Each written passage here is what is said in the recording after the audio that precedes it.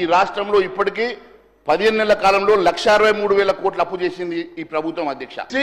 అప్పులు తెలిసి కూడా ఏదో ఒక రకంగా అధికారం రావాలి కాబట్టి అప్పులు తెలిసి కూడా ఏదో ఒక రకంగా అబద్ధాలు చెప్పైనా సరే మేము అధికారం రావాలన్న ఒక ఉద్దేశంతో మీరు ఈ రకంగా మరి హామీలు ఇచ్చినట్టుగానే కనబడతా ఉంది అధ్యక్ష. ఇక వరి పంట క్వింటాల్కి 500 బోనస్ ఇస్తామని కాంగ్రెస్ 6 గ్యారెంటీలు భాగంగా మాట ఇచ్చింది. మన రాష్ట్రంలో ఏటా ఖరీఫ్ రబీ సీజన్లో మొత్తం 1 కోటి ఎకరాల్లో వరి సాగు చేయడానికి మరి గణాంకాలు చెప్తున్నటువంటి మరి దానికి ఇవన్నీ నిధులు అధ్యక్ష. రైతు భరోసా, రైతు కూలీ, ఆత్మీయ భరోసా, వరి పంట బోనస్ ఈ 3 పథకాలకు 42,000 కోట్లు అవసరం అధ్యక్ష. తెలంగాణ సుమారు 35 లక్షల మంది నిరుద్యోగులు ఉంటారు అధ్యక్ష. వారికి నెలకు 4,000 చొప్పున నిరుద్యోగ భృతి ఇవ్వాలంటే 1,400 కోట్లు అవసరం అధ్యక్ష. ఈ లెక్కన మరి నిరుద్యోగ భృతికి ఏటా 16,800 కోట్లు అవసరం అధ్యక్ష. ఇందిరమ్మ ఇళ్ల కోసం మరి 20,825 కోట్లు అవసరం అధ్యక్ష. అంతేకాకుండా సామాజిక పెన్షన్లకు 2,000 నుంచి 4,000 పెంచితే, అలాగే దివ్యాంగులకు 4,000 నుంచి 6,000 పెంచితే ఏటా 30,000 కోట్లు అవుతుంది అధ్యక్ష. అంటే ఈ సంక్షేమ కార్యక్రమం అమలుకి రాష్ట్ర ప్రభుత్వం ఏటా 1,32,000 కోట్లు అవసరం. ఈ నిధులు సమర్చుకునేదానికి మరి ముఖ్యమంత్రి గారు ఆర్థిక పరిస్థితి బాలేదని విషయాన్ని వెల్లడించడం వెనుక ఉన్నటువంటి మతలబు మరి ఈ స్కీమ్స్ అన్నింటినీ కూడా మరి ఎగవేసేటువంటి కార్యక్రమం ఏమైనా చేస్తూ ఉన్నారా అనేటువంటి అనుమానాలు మరి రాకుండా పోవడం లేదు అధ్యక్ష. అంతేకాదు అధ్యక్ష, దీంట్లో ఏ పథకాలు మరి కంటిన్యూ చేస్తారో, ఏ పథకాలు మీరు ఎత్తేస్తారో మరి సభకు చెప్తే బాగుంటుందని చెప్పి మేము మరి భావిస్తూ ఉన్నాం అధ్యక్ష. రాష్ట్రం అప్పులకు కుప్పగా మారిందని తెలిసి కాంగ్రెస్ అల్వికాన్ని హామీలు ఇవ్వడం ఖచ్చితంగా ఇది ఒక మోసం అవుతుంది అధ్యక్ష. మరి ఇది ఉద్దేశపూర్వకంగా ఇది కుట్రపూరితమైన సామాన్యులను నమ్మించి గొంతుకోయడమే. ఇది ప్రజలు ఎట్టి పరిస్థితుల్లో హర్షించరు. మరి ఖచ్చితంగా తెలిసి చేసినటువంటి హామీలుగానే మేము భావిస్తా ఉన్నాం అధ్యక్ష. ఈ రాష్ట్రం ఆ రోజు 5,50,000 కోట్ల అప్పులు ఉందని మీరు ఇచ్చిన స్టేట్మెంట్ బట్టి స్పష్టంగా మీకు ఆర్థిక పరిస్థితి తెలిసే మీరు హామీలు ఇచ్చిన సంగతి మరి తెలుస్తా ఉన్నదని చెప్పి తెలియజేస్తా ఉన్నాను అధ్యక్ష.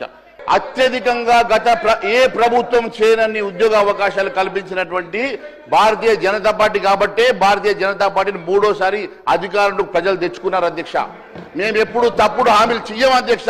మేము హామీ ఇస్తే గ్యారంటీ అంటే మోడీగా గ్యారంటీ అధ్యక్ష. ఒక్కసారి గ్యారంటీ మేము చెప్పినామంటే, మాట ఇచ్చినామంటే, మోడీ గారు మాట ఇస్తే తప్పనటువంటి మనిషిగా దేశ ప్రజలు 3వ సారి గెలిపించుకున్న సంగతి నేను గుర్తు చేస్తా ఉన్నాను అధ్యక్ష. మీలాగా ఈ రోజు మేనిఫెస్టోలో రాసుకొని మీరు ఈ రోజు తప్పించుకునే ప్రయత్నం చేస్తుంది మీరు కాబట్టి ఈ రోజు ప్రజలు గమనిస్తున్నారన్న సంగతి తెలియజేస్తా ఉన్నాను అధ్యక్ష.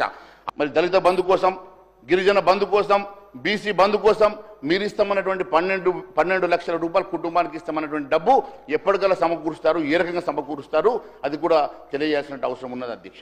ఇటీవల ఉద్యోగ ఉపాధ్యాయ సంఘాలకు, జేఏసీ నేతలకు డిప్యూటీ సీఎం బట్టి విక్రమార్క గారు కలిసినప్పుడు 10,000 కోట్లు బకాయి విడుదల చేయాలని వారు అడిగితే ఖచ్చితంగా చేస్తామని చెప్పారు అధ్యక్ష. కానీ మళ్ళీ బడా కాంట్రాక్టర్ బిల్లు జరిగేటువంటి మోక్షం అధ్యక్ష. మరి పాపం ఉద్యోగస్తులకు మాత్రం మీరు మోక్షం కల్పిస్తలేరు అధ్యక్ష. చిన్న కాంట్రాక్టర్లకు, చిన్న మాజీ సర్పంచుల బిల్లులకు, చిన్న కాంట్రాక్టర్లకు మాత్రం మీరు ఏ రకంగా కూడా వారికి మీరు కనికరం చూపించకుండా కేవలం బడా కాంట్రాక్టర్లకు మాత్రమే పనిచేయడం కొంత బాధాకరంగా ఉన్నది అధ్యక్ష. ఎందుకంటే ఇప్పటి వరకు మరి మాకున్నటువంటి మరి ఇన్ఫర్మేషన్ వరకు 18,000 కోట్ల రూపాయలు బడా కాంట్రాక్టర్కి ఇచ్చినట్టుగా చెప్తా ఉన్నారు.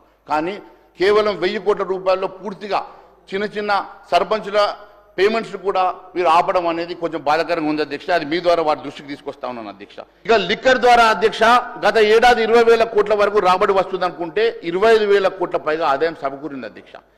అంటే ఈ రాష్ట్రం మొత్తం లిక్కర్ మీద నడుస్తుందనేది స్పష్టమవుతుంది అధ్యక్ష. ప్రభుత్వం బెల్ట్ షాపులు పెంచడం ద్వారానే లిక్కర్ రెవెన్యూ పెరిగింది అధ్యక్ష. బీఆర్ఎస్ బాటలో కాంగ్రెస్ నడుస్తూ తెలంగాణలో లిక్కర్ స్టేట్గా మార్చుతున్నారు.